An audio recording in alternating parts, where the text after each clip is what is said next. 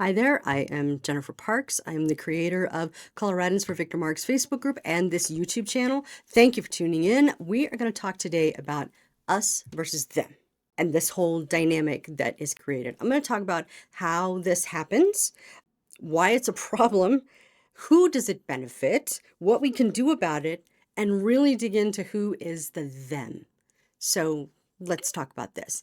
If you have seen me on Coloradans for Victor Marx or are familiar with Victor Marx who's running for governor, then you will know that I am a Republican. Now, I use that name. What do you think right away? Do you think, oh, yes, this is my kind of person? Do you pull back and you say Republicans in Colorado? So do you push away because you're a Democrat or have a completely different ideology? You created that label that I put on me right there, has created an us versus them. And when I say I'm for Victor Marx, the us versus them gets much deeper, especially in the Republican camps. There are lots of candidates for governor right now, and no bones about it. I want Victor Marx to be the governor of Colorado. But if I say I am for Victor Marx, then that creates another dynamic with other Republicans. And people come out of the woodwork and they attack you. You're attacked for promoting somebody else, right? And they jump on you. And they can be vicious, cutthroat, rude, horrible. But that's the dynamic that's created. So we're going to talk a little bit about how that happens. If you understand social media, and I'm sure you do, social media has objectives. That is, one, to keep you there so that they can make money with advertising. Those are a couple of the social media objectives. They want to keep you there. So it does two things. So say, for example, you've done this, right? We decide we're going to paint the bedroom. So we should probably go up to Sherwin-Williams, right? Minutes later, on my phone, on Facebook, oh, there's an ad for Sherwin-Williams. I might even find one right here, right now where we're talking. You've seen that happen, right? Social media is cued in to what you were doing. If you're scrolling through and you look at a page and say, oh, that's interesting, and you watch that one, the next ones that are going to come up, they're going to be about that, right? And so it's manipulating you, but it's insulating. Hang on, let me see. Oh, isolating. First thing it's going to do is it's going to isolate you from the other things. So say, for example, I am interested behind me. I'm a quilter. So I'm going to be drawn to the posts that have stuff about quilts in them. Oh, I'm going to look at that one. Oh, isn't that nice? And so the algorithms will show me more of those things that it sees that I stop at. That's fine if, this is what I'm interested in. And I'm looking at that. That's great. It creates an environment that say, hey, we all have something in common. We like this and we enjoy this. But that has a downside when it's thoughts, when it's philosophies, when it's political things, because then not only it puts you in a little place, but it also isolates you from everybody else, from all the other ideas. And to keep us engaged, social media will want to show you the most emotionally charged things. So, for example, we call it doom scrolling, right? You scroll through and, oh my, that's terrible. Oh no, there was a flood there. Oh my gosh, hope that person is okay. Or the things that make you really mad. Oh, I can't believe, why do they keep doing this, right? And you get angry because you pay more attention to those, you get more of those in your feed. It doesn't necessarily mean, say it's a particular crime, it doesn't necessarily mean that carjackings are happening more and more. It may mean that the social media algorithms are feeding that to you more and more. What we get emotionally charged about, it's going to give us more, right? So say you see catastrophe, flooding, shooting, or whatever, and then all of a sudden you see this dog that's being rescued and loved and taken home. Oh, that's so wonderful, right? And you cry and you get upset, and then it's back to the doom scrolling. It wants to keep you in that place because you will stay there. You will watch it. I think the sadder stuff and the stuff that gets us more emotionally angry keep us there on social media longer. But what it also does is it doesn't give you a realistic picture of what people are like. If I know that my neighbors are Democrats and all I see on the scrolls as I'm looking and I'm seeing terrible stuff about this, Democrats do that, and that's all I'm seeing, then I judge my neighbor by what I've seen on my Facebook scroll, not by necessarily what my neighbor is like. So social media insulates us from the other ideas and it isolates us from other ideas. It keeps us in this little hive. So when I say I'm a Victor Marx supporter, anybody who supports another candidate might be encouraged through social media or through the things that keep popping up to be antagonistic towards me because I support Victor Marx. So that's kind of how the dynamic happens. Social media wants you to stay there. It's going to give you what it thinks will keep you engaged and keep you looking. The downside is that it isolates us from real people, and it isolates us from other ideas, and also not thinking clearly. If I'm just doing things and it's just emotional reaction, I'm not thinking. I'm not sitting back and reasoning. Okay, why did that? Oh, that's interesting. I hadn't thought about that one and considering a new idea. We don't do that necessarily when we're on social media unless we make an effort to do that. So that's part of how it happens. The way that the problem is showing up now, and I particularly see it, like I said, on this Facebook group, Coloradans for Victor Marx, I see it there a lot because people are only reacting and not reacting from that, well, if you say this, right? It's that jerk reaction, that just aggressive or defensive or whatever. It's an emotional reaction to something that really just needs to be thought about, or something that we should approach in a reasonable manner. The reason that so what it does is it causes a breakdown in communication. If I think all basketball players are jerks, and I don't, I know no basketball players, so I'm just saying that. If I think in my head, all basketball players are terrible people, and then I go to the store and I'm behind the line and somebody who's a basketball player, and he says, oh, I'm sorry, I'm taking so long, I just got to get to the game, and whatever, and he mentions he's a basketball player, but, well, I don't like him because he's a basketball player. Then any possibility of connection, communication. Really, what team do you pay for? Can I get an autograph? I want to give that to somebody. Any connection that we could have made is gone. Any ability to come to an agreement and understanding is gone. Now, a big question is, who does this infighting benefit? Because I will tell you that the Republican Party in Colorado is just in splinters in a lot of places. And partly it's because of this infighting. Our emotions have been manipulated. Our thoughts are being isolated and controlled, and we just see this little bit, and then we have these reactions that are so angry. And I get it. There's a lot of things that have happened in this state that I do not like, that are upsetting, that I don't want it to be that way. But somebody and yelling at somebody that's on the same side is not going to work, right? So this benefits, this arguing, this infighting, it doesn't benefit Republicans.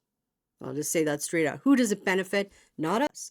If two people are fighting, if we're squabbling with each other, then we're not paying any attention to what the other person is doing.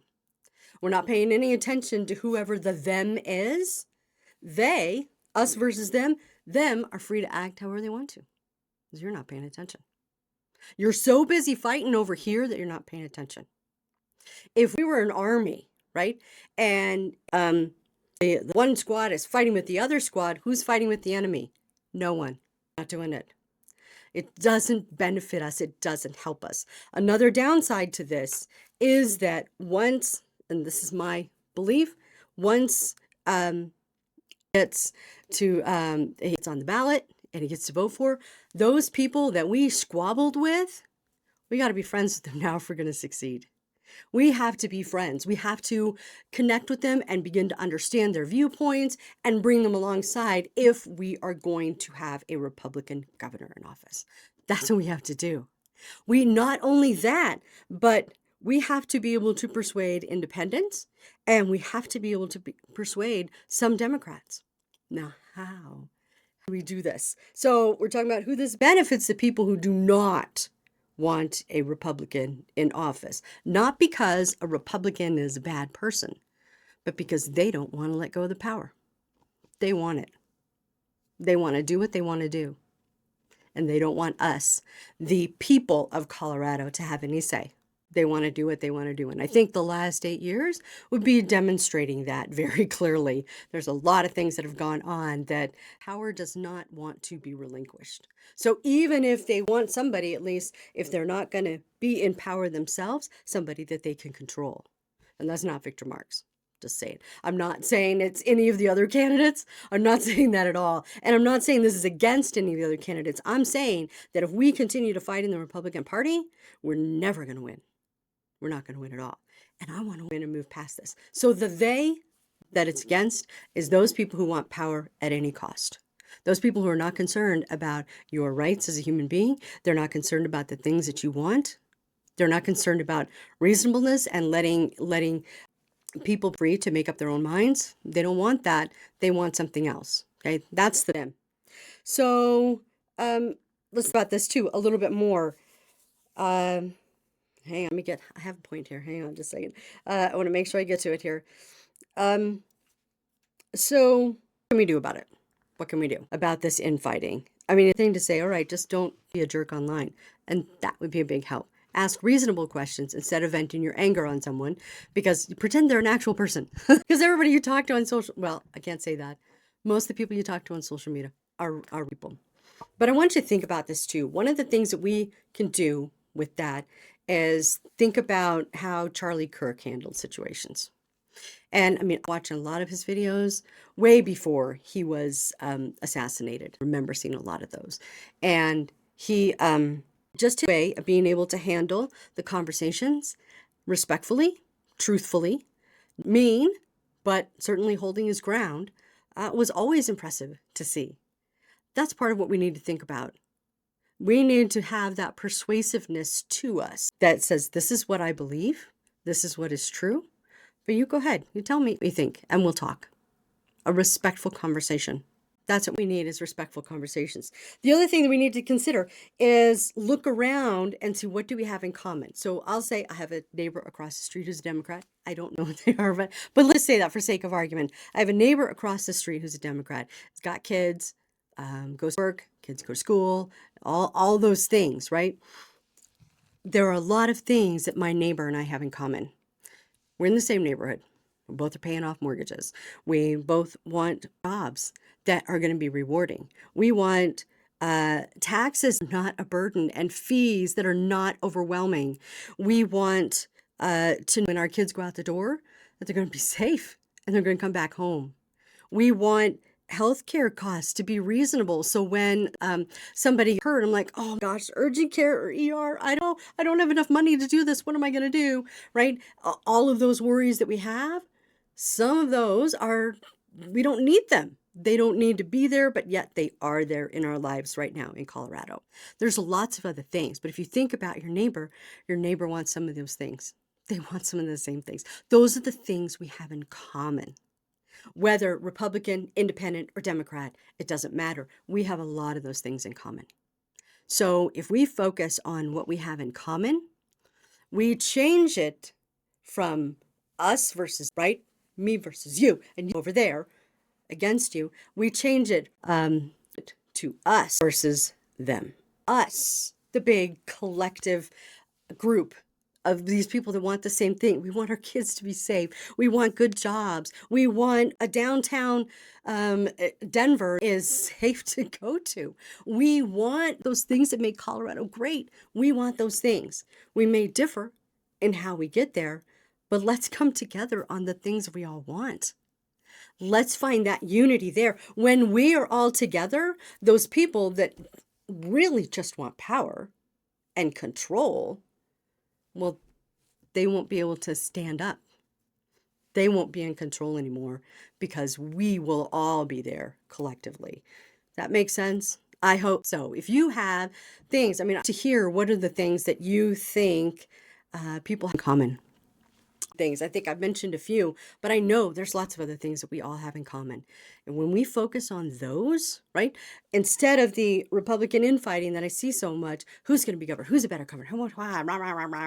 And all these things, fighting at each other, and somebody saying, well, shouldn't have happened to this person. The other person says, well, yes, it should have. And you start to bicker and argue online. We need to let that go.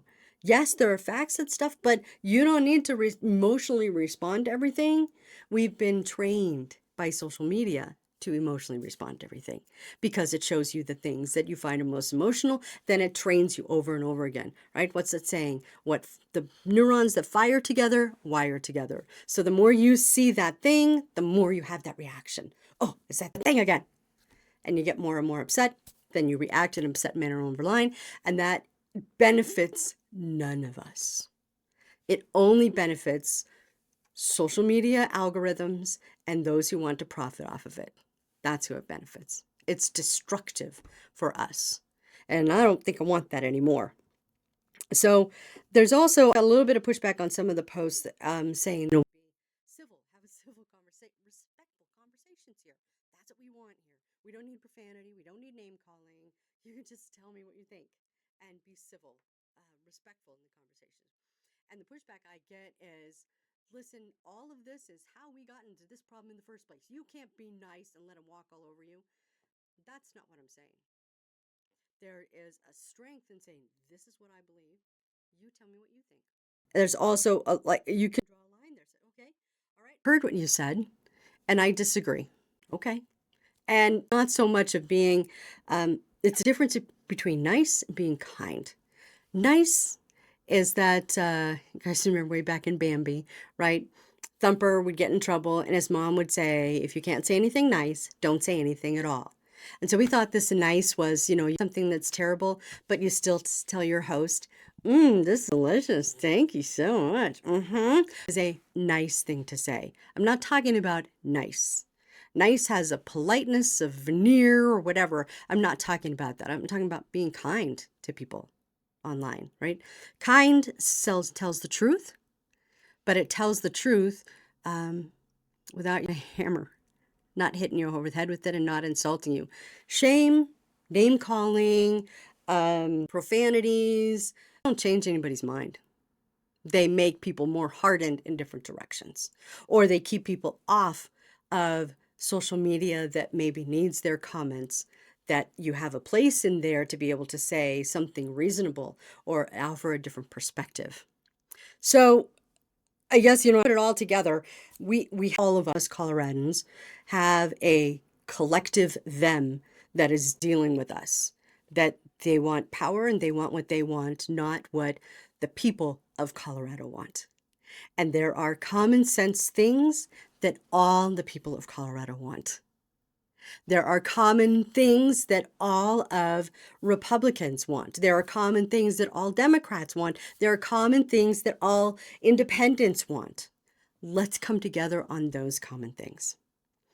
If we tear everything down before we even get in the game, y'all, there's no way we're going to win. If we're trying to fight each other, how can we fight the battle that really needs to be fought? By people who are in control, by people who have power and don't want to cede any of it to you or to me. Those are the them. It's not us versus them. We're going to deal with that. And I'd encourage you, when you're interacting on social media, when you are dealing with those things, or when you get that emotional, because of the label that they have, take a minute to try to find out what they are really like. What do you have in common? And I'll give you a really good example of this. About 2 months ago, probably about 2 months, I went to a city and county of Denver meeting regarding flock cameras, and the mayor of Denver was supposed to be there. And I don't know if you guys follow Louis Rossmann. I a lot of his stuff, but he to that area. He's a Right to Repair guy on YouTube. He's worth the follow. But people showed up, people who want flock cameras. I'm not going to go into a whole bunch of flock stuff here. Louis Rossmann has a ton. There's other resources about that online, but basically, this was people who were coming together and saying, we don't want flock cameras in the city and county of Denver. And the mayor was saying, well, I do. And the people and the board were all saying, well, we don't. And there was a big discussion about that. But what I was so impressed by was the diversity of all different people who were at that meeting. Now, we were sitting there, Republicans, and part of me was thinking, city and county of Denver, I don't know if anybody's I'm not going to say, hey, I'm a Republican, jump up and down and do that, because it probably wouldn't be appreciated there. But I'm telling you, we had every individual was packed in that room. and the room was absolutely packed. In fact, you can see the videos on Louis Rossmann. He filmed the whole thing a couple hours long, but it was packed and people were emotional. But what it was the one thing that we all, one of the things, there are many more, but one of the things all of us there in that group had in common was something we did not want. That is the spirit that we need here.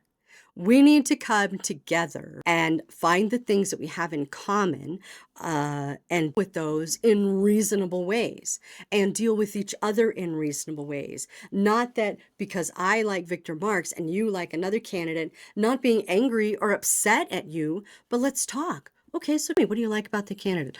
That is a good thing. I like that value too. Let me tell you what I like about mine and be able to have a conversation, just like Charlie Kirk. What did he say? He would say, because when people stop talking, that's when bad things happen. So let's keep talking. Let's have reasonable, civil conversations. Let's find the things that we have in common and work from that point instead of constantly picking at all the things that we have that are different. You can imagine, I've seen those marriages, relationships. If you pick at all the things the person is doing wrong, you're not going to have much of a relationship for very long. So that's my encouragement. Join here on Coloradans for Victor Marx, the YouTube channel. Join at the Coloradans for Victor Marx Facebook group. We would love to have you there. It's a very active and energized group. We'd love to have you there. We'd love to hear your voice and your opinion. What do you think about what I've said here today? I mean, here are things you have in common or other ways maybe that we can connect, that we can form the us versus the them, so we can deal with them and remove them from where we want them to be. So things in common, I'd love to hear about that. Thank you guys so much for watching. If you could subscribe, share this video, support the channel in that way, and leave comments, that would be so helpful for me. But I appreciate you taking your time to watch, and I'll see you another time.